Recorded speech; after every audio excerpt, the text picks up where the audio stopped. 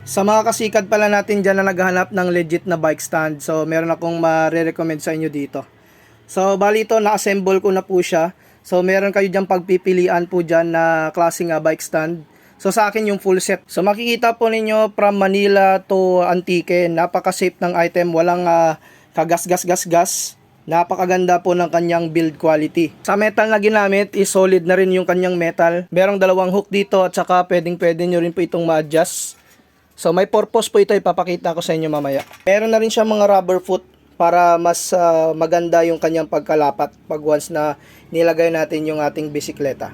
So ngayon ititest po natin ito para makita po ninyo yung iba't ibang posisyon ng bisikleta sa paglagay dito. Sa pag-assemble walang problema dahil meron po yung manual, napakadali lamang sundan. At saka meron na rin po yung mga tools para po makabit po ninyo yung mga screws po niya. Sa unang posisyon ng bisikleta po natin, pwede siyang nakaganito. Ito po yung purpose ng isang hook po dito. Bali na-adjust po yan. May lock naman po yan pag once po na i-hook po ninyo.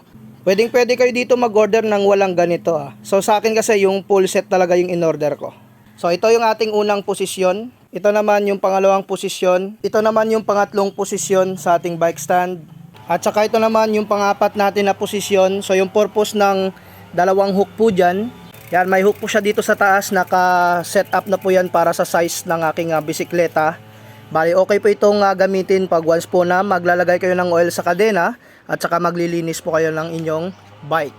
So kung naghanap na naman kayo ng ganitong klaseng bike stand, pakiclick lamang yung ating yellow basket.